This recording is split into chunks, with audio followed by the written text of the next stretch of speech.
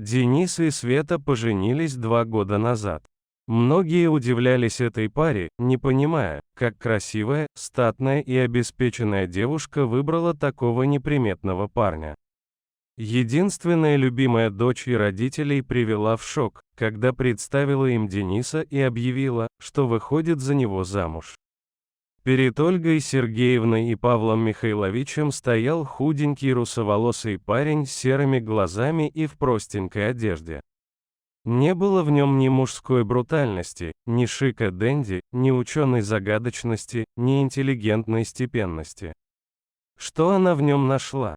Все, и родители, и подружки, и знакомые, сходились во мнении, что он ей не пара. И только Света знала, что ее Денис – самый лучший.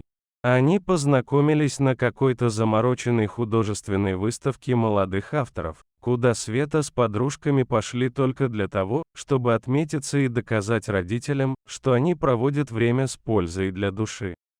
Денис пришел на выставку из-за Лёшки.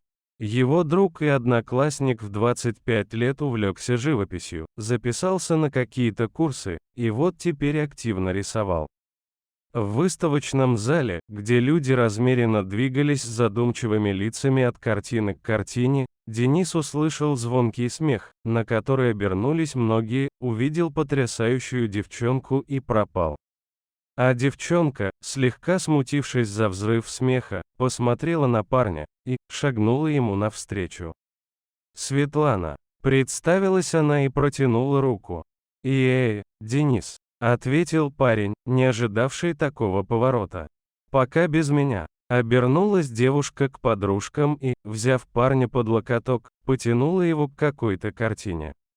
«Что ты видишь здесь? Точка?» Спросила она, указывая на полотно без сюжета, просто заполненное мазками разных цветов. «Краски разных цветов», ответил парень. Это был тест. Света рассмеялась и, потянувшись к уху Дениса, прошептала. «Вот и я то же самое вижу». Так они и познакомились, а через 3 месяца сыграли свадьбу. Родители, выдержав несколько серьезных разговоров и шумных разборок, смирились с выбором дочери. Они подарили молодым квартиру, где Денис и Света счастливо жили уже 2 года. Близился день рождения Светы, ей исполнялось 25. С детьми пара не спешила, а вот собаку Света хотела. Денис знал, что ей нравятся лабрадоры. Несколько месяцев он откладывал от зарплаты, чтобы купить любимой жене породистого щенка. Когда Денис вошел в квартиру со щенком на руках, Света обцеловала и его, и щенка. Шоколадную девочку назвали Сильвой. Как-то вечером пара прогуливалась с 4-месячной малышкой. Вдруг к ним подбежал маленький щенок и стал заигрывать с Сильвой. Та обрадовалась напарнику по играм и встретила его, радостно виляя хвостом. «Ой, ты откуда такой? Потерялся?» – воскликнула Света. «Да не похоже, что он домашний. Грязный, без ошейника и худенький очень». Внимательно посмотрев на щенка, констатировал Денис. А щенок так и бежал с ними рядом, поигрывая с Сильвой. Когда они повернули домой, он бежал, не отставая. Путь лежал через автодорогу. Ребята испугались за щенка. Сначала они попробовали его напугать и отправить обратно, но тот просто садился на попу и не собирался убегать. Тогда Света взяла его на руки, и так они перешли дорогу вчетвером.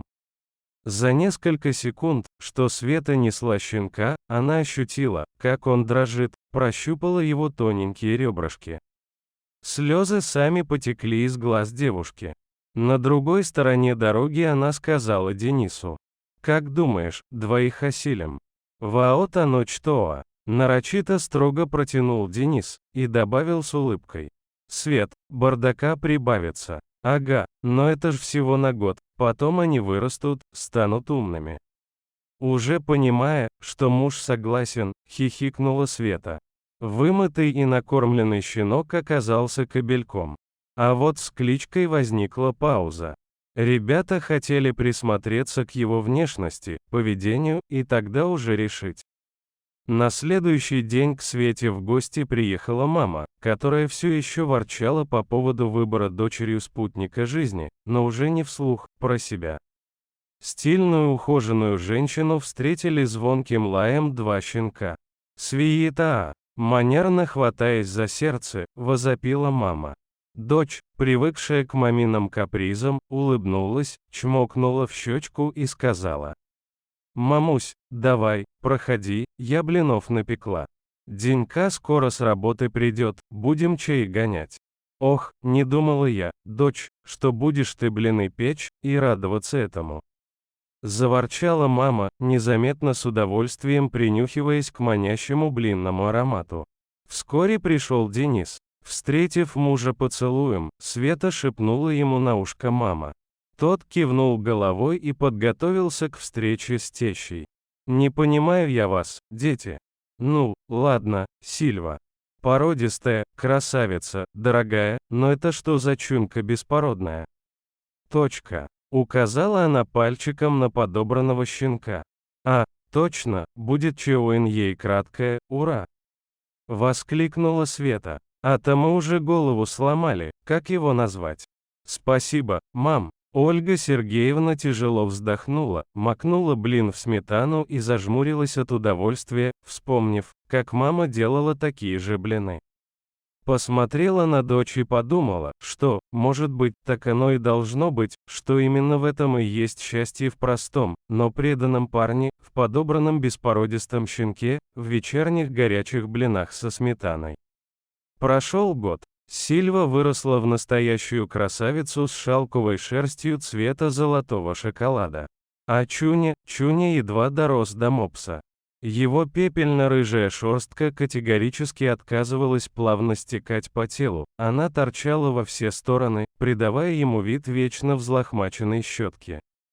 Как-то гуляя с собаками, ребята прохаживались по аллеям парка. Вдруг к ним подбежал кобель-хаски. Он сразу же зарычал на Чуню, который не остался в долгу и громко залаял на врага. И тут Сильва, оскалив клыки, кинулась на хаски. Денис притянул к себе жену, прикрикнул на собак, и чужой кобель ретировался. Мимо проходила пожилая женщина. Надо же, ну, совсем не пара, а как друг за дружку. «Чудны твои дела, Господи!» Задумчиво проговорила она.